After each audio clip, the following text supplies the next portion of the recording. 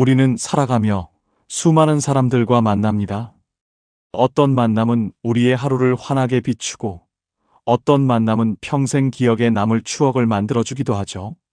하지만 모든 인연이 영원히 지속되지는 않습니다. 때로는 한때 소중했던 관계도 시간이 지나면서 조금씩 변해갑니다.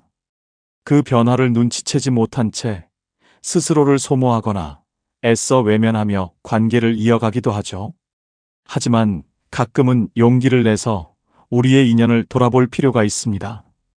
이 관계가 정말 나에게 행복을 주고 있는 걸까? 오늘은 관계가 끝나가는 신호를 4가지로 나누어 알아보려 합니다.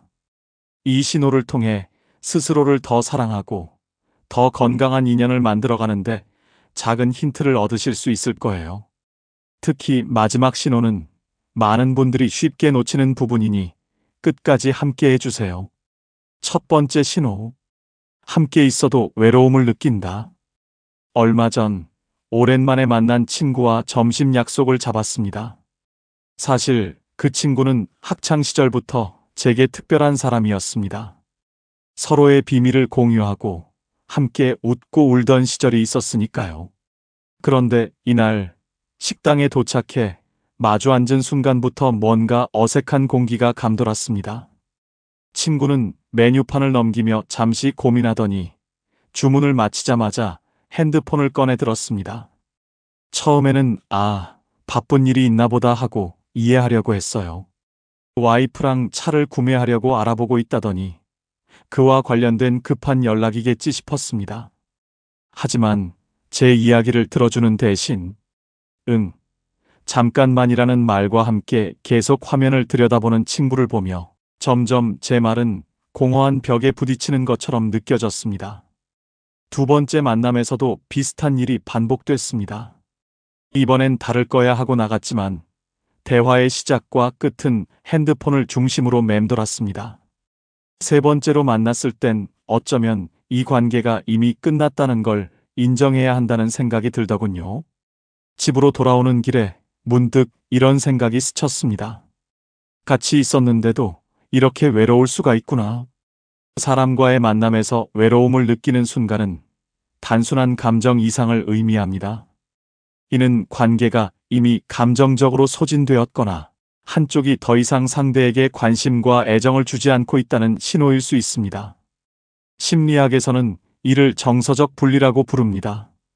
가까이 있는 것 같지만 마음은 멀리 떨어져 있는 상태죠. 그럴 때 드는 느낌은 꼭 이런 말로 표현할 수 있을 겁니다. 함께 있지만 서로의 마음은 서로 다른 길을 걷고 있었다. 마치 밤하늘의 별처럼 눈앞에 있는 것 같아 손을 뻗어도 닿지 않는 그런 거리 말입니다. 과거에는 말하지 않아도 통했던 시간이 있었다면, 이제는 대화를 억지로 이어가야 하는 부담감만 남아있다면 이는 관계의 경고등일 수 있습니다. 우리의 마음은 이미 알고 있지만 머릿속에서는 애써 외면하려 할 때가 많죠. 하지만 이런 신호를 놓치지 않고 진지하게 바라볼 필요가 있습니다. 스스로에게 물어보세요. 왜 이 만남이 예전처럼 즐겁지 않을까? 만남 자체가 의무처럼 느껴지고 더 이상 기대나 설렘이 없다면 이미 마음의 거리감이 생긴 것입니다. 하지만 여기서 중요한 것은 스스로를 비난하지 않는 겁니다. 우리를 소중히 여기지 않는 관계에 스스로를 자책할 필요는 없습니다. 내 시간을 아껴주지 않는 사람에게 내 마음까지 허비할 필요는 없으니까요.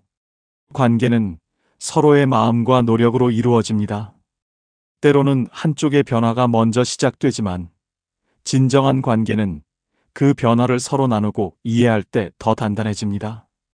때로는 멀어진 인연이 새로운 시작을 위한 자리 만들기일지도 모릅니다. 탈무드에는 이런 말이 있습니다. 떠나야 할 때를 아는 것도 지혜이며 머물러야 할 때를 아는 것도 지혜다. 우리가 놓아주는 인연은 새로운 행복과 더 나은 인연을 맞이할 준비를 하는 시간일지도 모릅니다. 두 번째 신호. 사소한 일에도 짜증과 불만이 커진다. 얼마 전 친구들과 오랜만에 만나 저녁을 함께 했습니다. 서로의 근황을 나누고 유쾌한 대화로 웃음소리가 끊이지 않았죠. 대화가 점점 과거로 흘러가다 한 친구가 옛 여행 이야기를 꺼냈습니다. 우리 그때 여행 갔을 때 묵었던 숙소 이름 기억나? 다들 고개를 갸웃거리며 뭐였지? 하며 머리를 굴렸습니다. 저도 곰곰이 생각하다가 결국 생각이 안 난다. 뭐였더라? 라고 솔직히 말했죠. 그런데 맞은편에 앉아있던 친구가 갑자기 이렇게 말했습니다. 진짜 그것도 기억 못해? 너 원래 이런 거 잘 까먹더라. 정말 답답하다니까. 순간 웃음소리가 멈추고 분위기가 차갑게 얼어붙었습니다. 사실 그 친구의 말은 농담일 수도 있었습니다.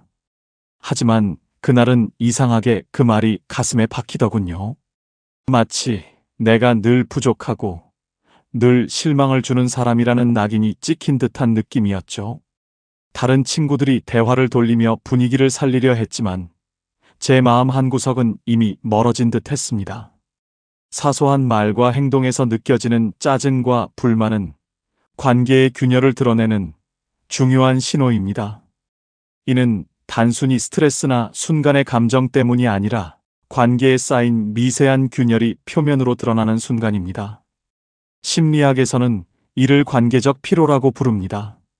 반복적인 갈등과 공감 부족이 누적될 때 사소한 말 한마디도 칼날처럼 예민하게 다가올 수 있습니다. 그날 집으로 돌아오며 스스로에게 질문했습니다. 왜 그 말이 나를 이렇게 아프게 했을까? 그리고 깨달았습니다.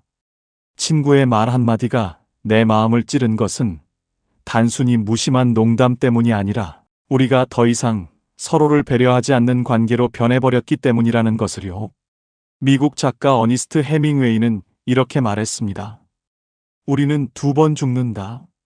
한 번은 육체가 사라질 때, 또 한 번은 누군가의 기억에서 잊혀질 때. 관계도 이와 비슷합니다. 짜증과 무시로 인해 마음에서 멀어진다면 그 관계는 이미 그 자리에 머무르지 못할 가능성이 큽니다. 하지만 이런 갈등이 반드시 관계의 끝을 의미하는 것은 아닙니다. 갈라진 틈새를 통해 빛이 들어오듯 우리가 이런 신호를 통해 관계의 의미를 다시 생각하고 새로운 이해와 대화로 나아갈 기회를 만들 수 있습니다. 스스로에게 물어보세요. 이 관계는 내게 어떤 의미를 주고 있는가? 그리고 결정을 내리세요. 그 관계가 회복될 수 있다면 진심 어린 대화를 시작해 보세요.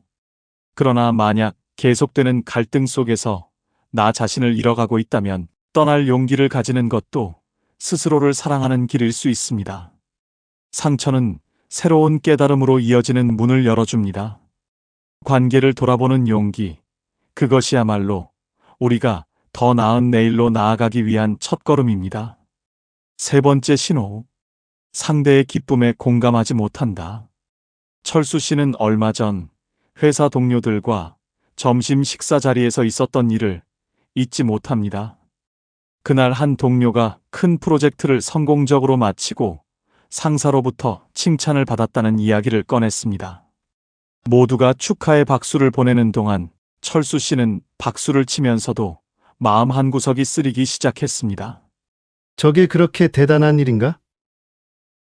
그냥 운이 좋았던 거겠지. 그는 스스로도 놀랄 만큼 부정적인 감정을 느꼈습니다. 왜 이런 감정이 생기는 걸까요? 심리학에서는 이를 사회적 비교라고 설명합니다. 우리는 타인의 성공을 보며 자신과 끊임없이 비교합니다. 건강한 비교는 동기부여가 되지만 시샘으로 번질 때는 상대를 끌어내리고 싶은 마음이 생기죠. 시샘은 관계를 망칠 뿐 아니라 자신에게도 독이 됩니다. 부정적인 감정이 지속되면 상대의 행복은 점점 더 불편하게 느껴지고 나아가 자신을 갉아먹는 굴레가 됩니다. 철수 씨는 집으로 돌아오는 길에 깨달았습니다. 내가 이 관계를 이어가고 싶다면 먼저 내 감정을 직면하고 내려놓아야 한다. 누군가의 성공을 진심으로 축하하지 못하는 관계는 오래 지속되기 어렵습니다. 기쁨을 나누는 관계가 아니라면 그 관계는 부정적인 에너지만 남길 가능성이 높습니다. 미국 작가 마크 트웨이는 말했습니다. 누군가의 성공이 나의 실패를 의미하지 않는다. 진정한 관계는 경쟁이 아닌 협력에서 시작됩니다. 서로의 기쁨에 공감하고 성취를 함께 축하하는 것은 관계를 단단히 이어주는 중요한 연결고리입니다. 만약 지금 내 주변에 누군가의 행복이 불편하게 느껴진다면 그 관계를 다시 돌아봐야 할 때일지도 모릅니다. 함께 웃을 수 없는 관계라면 멀어지는 것도 용기다. 우리는 스스로를 위해 긍정적인 에너지를 주고받는 관계를 선택할 권리가 있습니다. 철수 씨는 그날 깨달았습니다. 기쁨을 나누지 못하는 관계는 서로를 소모시킬 뿐이다. 관계의 끝은 새로운 시작을 위한 신호일 수도 있습니다. 서로의 성공을 축하할 수 있는 관계로 나아가기 위해 지금 여러분의 주변 사람들과의 관계를 돌아보세요. 네 번째 신호. 이미 여러분이 직감으로 느끼고 있는 그 사람. 지영 씨는 얼마 전 동네 산악회에 새로 들어갔습니다. 자연 속에서 새로운 사람들과 어울리는 게 좋았고 새로운 친구들도 사귀고 싶었죠. 그런데 그곳에서 만난 한 회원, 민석 씨와 대화를 나눌 때마다 뭔가 설명할 수 없는 불편함이 느껴졌습니다. 처음에는 그저 낯선 사람과의 어색함이라고 생각했어요. 하지만 시간이 지날수록 민석 씨의 행동 하나하나가 머릿속에 박혀 지우기 힘든 불쾌감을 남기기 시작했습니다. 예를 들어 민석 씨는 늘 다정한 미소를 지으며 지영 씨에게 지나치게 친절하게 굴었지만 대화 중에 지영 씨, 이런 거 잘 모르시죠? 혹은 아, 저런 거는 제 경험상 별로 추천하지 않아요. 같은 말을 자주 했습니다. 한두 번이면 그냥 넘길 수 있었지만 이런 말이 반복되면서 지영 씨는 점점 민석 씨와의 대화가 부담스럽게 느껴졌습니다. 왜 이 사람과 대화를 나눈 뒤에는 마음이 이렇게 무겁지? 산악회를 다녀온 날이면 집에 와서도 민석 씨의 말투와 표정이 계속 떠오르며 찜찜한 기분이 가시질 않았습니다. 그는 겉으로는 친절했지만 대화 속에는 미묘한 비꼼과 가르치려 드는 태도가 녹아 있었던 겁니다. 우리는 본능적으로 사람의 진심을 느낍니다. 상대방이 겉으로는 웃으며 다가와도 그 웃음 뒤에 숨겨진 무시나 자기 우월감을 우리의 오감은 직관적으로 감지합니다. 심리학에서는 이를 미세 신호라고 부릅니다. 상대방의 말투, 몸짓, 표정에서 드러나는 작은 단서들이 우리의 무의식 속에서 경고를 울리는 것이죠. 많은 사람들이 이러한 신호를 느끼면서도 스스로를 탓하며 무시하려 합니다.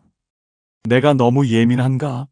하지만 그 불편함은 예민함이 아니라 우리의 본능과 직관이 보내는 중요한 메시지일 가능성이 높습니다. 심리학자 말콤 글래드웰은 그의 저서 블링크에서 이렇게 말했습니다. 첫인상이 전부는 아니지만 첫인상을 무시할 수는 없다. 우리의 뇌는 단 몇 초 만에 상대방의 태도와 의도를 파악하며 관계의 적신호를 감지합니다. 상대방이 보이는 작은 신호들을 무시하고 계속 관계를 이어가다 보면 나도 모르게 부정적인 에너지가 점점 쌓이게 됩니다.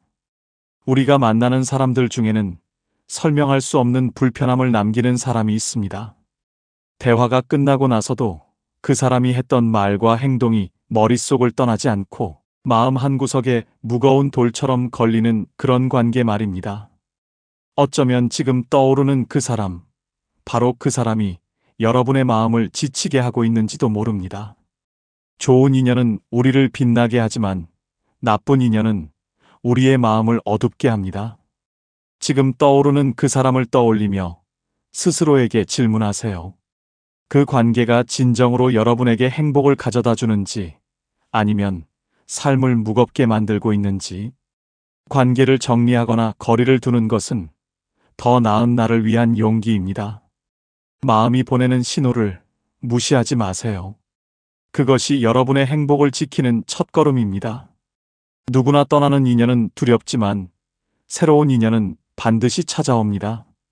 마치 오래된 나뭇잎이 떨어진 뒤 새싹이 돋아나는 것처럼 관계도 새로운 시작을 위한 여백이 필요합니다. 여러분의 삶에는 언제나 좋은 인연이 기다리고 있습니다. 그 여백을 남겨두는 것, 그것이야말로 더 나은 내일을 위한 준비입니다. 여러분의 하루가 좋은 인연으로 가득하길 바랍니다. 혹시 여러분이 알고 있는 또 다른 신호가 있나요? 그렇다면 댓글로 여러분의 지혜를 나눠주세요. 많은 분들께 큰 도움이 될 것입니다. 이 영상이 필요한 분들께 공유해 주시고 구독과 좋아요로 저를 응원해 주세요. 여러분과의 소중한 연결이 저에게 큰 힘이 됩니다. 오늘도 행복한 하루 되세요. 이상으로 마음 풀고 가세요 였습니다.